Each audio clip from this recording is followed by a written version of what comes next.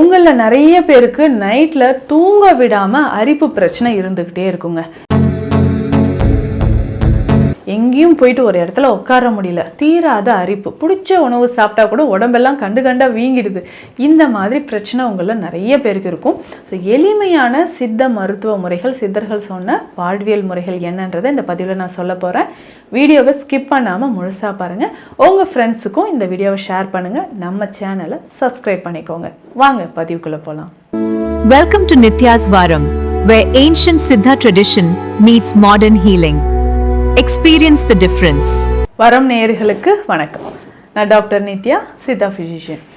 இந்த பதிவில் நம்ம எதை பற்றி பார்க்க போகிறோம் அப்படின்னா, நிறைய பேருக்கு தூக்கத்தை கெடுக்கக்கூடிய ஒரு விஷயமா இருக்குது, தீராத அரிப்பு பிரச்சனைங்க. ஏதாவது ஒரு ஃபுட்டு சாப்பிட்டா அரிப்பு வந்துடுது. பல வருஷமாக எனக்கு இந்த பிரச்சனை இருக்குது. இந்த அரிப்பு எப்படி ஸ்டார்ட் ஆகும் அப்படின்னும் போதே எனக்கு ஒரு 1 ஹவருக்கு முன்னாடியே தெரிஞ்சிருங்க இப்போ அரிப்பு வரப்போகுது அப்படின்னு. ஏன்னா நம்மக்கிட்ட இந்த சரும பிரச்சனைக்காக சிகிச்சைக்கு வரக்கூடிய நிறைய நபர்களுக்கு சொல்லக்கூடிய விஷயம், அவங்களுடைய எக்ஸ்பீரியன்ஸை சொல்லும்போதே இப்படி தான் சொல்லுவாங்க.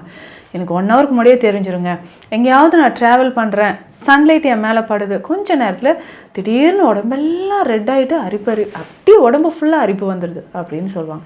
இல்லை ஏதாவது ஒரு டஸ்ட்டு படுது, வீட்டில் வந்து க்ளீன் பண்ணிகிட்ருக்காங்க, ஃபேன் துடைக்கிறாங்க, டேபிள் துடைக்கிறாங்க, அந்த டஸ்ட்டு பட்டால் போச்சு, உடனே எனக்கு வந்து கண்டா வீங்கிடுது, உடம்பெல்லாம் அரிப்பாயிடுது அப்படின்ட்டு. இல்லை நான் கத்திரிக்காய் சாப்பிட்றேன், இல்லை சீ ஃபுட்ஸ் ஏதாவது சாப்பிட்றேன், இல்லை சில வகையான நீர்ச்சத்து இருக்கக்கூடிய காய்கறிகள், எனக்கு கடுகு போட்டு தாளித்து சாப்பிட்டா கூட எனக்கு அரிப்பு வந்துடுதுங்க அப்படின்னு சொல்கிறவங்களும் உங்களெலாம் நிறைய பேர் இருக்கீங்க. அப்போ இந்த அரிப்பு பிரச்சனையை சரி செய்யறதுக்கு நம்ம என்னங்க பண்ணலாம்? இது அர்டிகேரியா அப்படின்னு சொல்லுவோம். பொதுவாகவே நம்ம உடலில் செக்ரேட் ஆகக்கூடிய நிறைய என்சைம்ஸ் இருக்குது, ஹார்மோன்ஸ் இருக்குது. இதனோட பாதிப்புகள் ஏதாவது இருந்தால் அலர்ஜி ஆகும்போது நமக்கு கண்டிப்பாக வரும். இந்த ஃபுட் அலர்ஜி டெஸ்ட்டு நிறைய பேர் எடுத்து பார்த்துருப்பீங்க. அதுலேயும் சில ஃபுட் வந்து இதெல்லாம் உங்களுக்கு செட் ஆகாதுன்னு நோட் பண்ணி கொடுத்துருப்பாங்க. சில நேரம் அது சாப்பிட்டாலும் வருது, சாப்பிட்லனாலும் வருதுன்ற மாதிரி ஒரு விரக்தி நிலைக்கே நீங்கள் போயிருப்பீங்க. இதில் என்ன ஆகுதுன்னா, கால் பாதத்தில் அரிப்பு ஸ்டார்ட் ஆகுங்க. இன்ஃபேக்ட் எனக்கு ஷூ போட்டால் கூட, சாக்ஸ் போட்டு ஷூ போட்டால் கூட அரிப்பு அதிகமாகிடுது. அப்போ நான் என்ன தான் பண்ணுறது? டைட்டாக கோட் சூட் போட்டாலும் எனக்கு அரிப்பு வந்துடுது. அப்போ ஆஃபீஸில் போயிட்டு என்னால் உட்காரக்கூட முடியல. இந்த அரிப்பு பிரச்சனையிலேருந்து நான் எப்படி எனக்கு ஒரு நிரந்தர தீர்வு? இதில் முக்கியமாக இரவு நேரத்தில் தூங்கிய பல வருடங்கள் ஆகுது, இந்த அரிப்பு ஏன் வருதுன்னே தெரியல அப்படின்னு. ஒரு சில டைமில் எனக்கு அலர்ஜி ரொம்ப அதிகமாகிடுச்சுன்னா உதடு வீங்கிடுதுங்க, காது வீக்கமாகிடுது, கண் இமை வீக்கமாகிடுது, தலையெல்லாம் ஸ்கேல்பெல்லாம் எனக்கு வந்து தண்டாக வீல்ஸ் ஃபார்மேஷன் வருது அப்படின்னு சொல்லுவாங்க. பேசிக்காக இதுக்கு வந்து ஐஜிஇ, இம்யூனோகுளோபின் இ டெஸ்ட்டு எடுத்து பார்ப்பாங்க.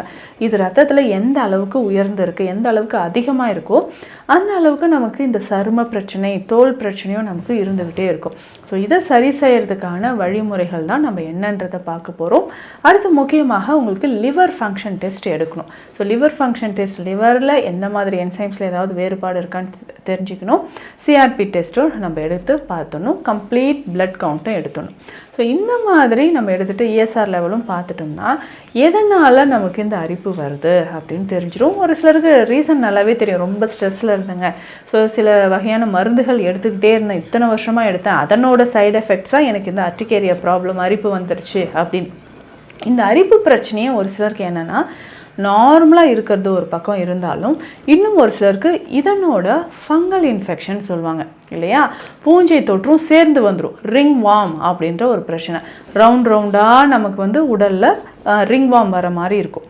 ஸோ இதை மாதிரி தாங்க முடியாத, அதாவது நெருப்பு பட்ட மாதிரி ஒரு எரிச்சல் நிறைய பேருக்கு தெரியும். அதிகமான ஒரு வெப்பம் உடலில் இருக்கிற மாதிரியும், அந்த தொடை இடுக்கு பகுதியில், அடிவயிற்று பகுதியில், இங்கே எல்லாமே அதிகமான ஒரு இரிட்டேஷன் வர்றதை நம்ம பார்க்குறோம். ஸோ இதை சரி செய்கிறதுக்கு நம்ம என்னெல்லாம் எடுத்துக்கலாம், எந்த மாதிரியான உணவு முறைகள், பிளட் பியூரிஃபையர் நம்ம எடுக்கும்பொழுது நம்ம ரத்தத்தில் இருக்கக்கூடிய கழிவுகள் வெளியேறி இந்த அரிப்பு பிரச்சனை முழுவதுமாக தீரும். அதுவும் இந்த ஃபங்கல் இன்ஃபெக்ஷனாக இருந்துச்சுன்னா கம்ப்ளீட்டாக ஸ்கின் ரொம்ப ட்ரை ஆகிற மாதிரி இருக்கும். இரவு நேரத்தில் தான் அதிகமான அரிப்பு.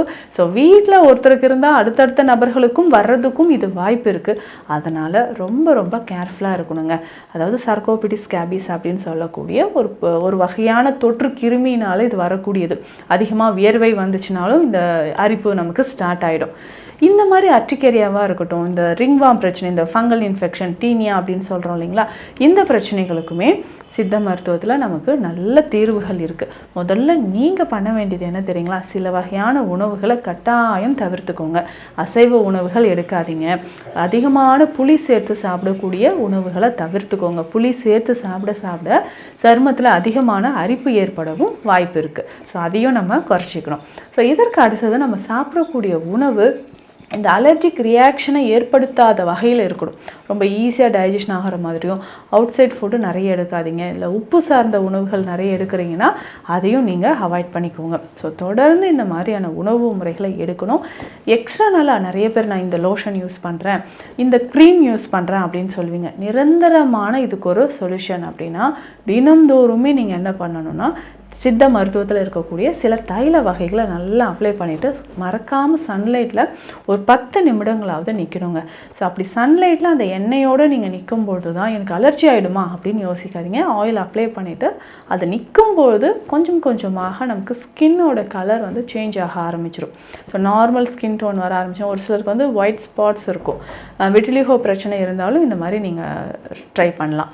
இதற்கு அடுத்ததாக நம்ம எடுக்கக்கூடிய உணவு முறைகளில் அதிகமாக இந்த குளூட்டன் அப்படின்னு சொல்லுவோம் இல்லைங்களா? ஸோ இந்த கோதுமை எடுக்கிற ஒரு சிலருக்கு இந்த பிரச்சனை வரலாம். அதுக்கு அடுத்தது ராகி, மைதா இதனால் செய்யப்பட்ட உணவுகள், அதாவது குளூட்டன் ஃப்ரீ டயட் எடுத்துக்கோங்க.